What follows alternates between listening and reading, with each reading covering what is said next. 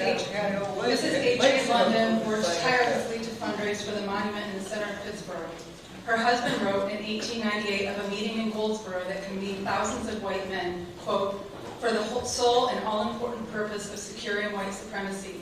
This meeting, he said, was composed of white men, regardless of their past party affiliation. For the object in view was not so much the success of any political party as it was to restore Anglo-Saxon supremacy and good government. He continued, those who attended this meeting were not there as Democrats or as Republicans or as populists, but as white men, end quote. Just days later, thousands of white men descended on Wilmington to destroy black businesses, murder black citizens and those who support them, and reinstate all white control of government. Within a few years, fundraising began for the statue in this town center, with racialized terror and oppression, as expressed by the leaders of this community, for context. Some recognize these monuments are relics of slavery and racial intimidation, but wish to keep them in place for education and to avoid a repeat of history. This is a country where the net worth of white households is roughly 13% higher on average than black households. Black infants are about 230% more likely than white infants to die before their first birthdays.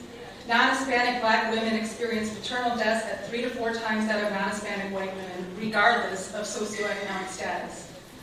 Although rates of drug use and sales are similar across racial and ethnic lines, black people represent nearly 40% of those incarcerated in state or federal prison for drug law violations, even though they represent only 13% of the population overall. Chattel slavery has been abolished, but racial disparities and white supremacy are as current as ever. These statistics are real. The past may be the past, but this is our present. And as a collective, we white Americans have not learned from the past in a broad sense. Moving these statues from places of public prominence and reverence is part of a broader movement to reconcile with our past, not erase it.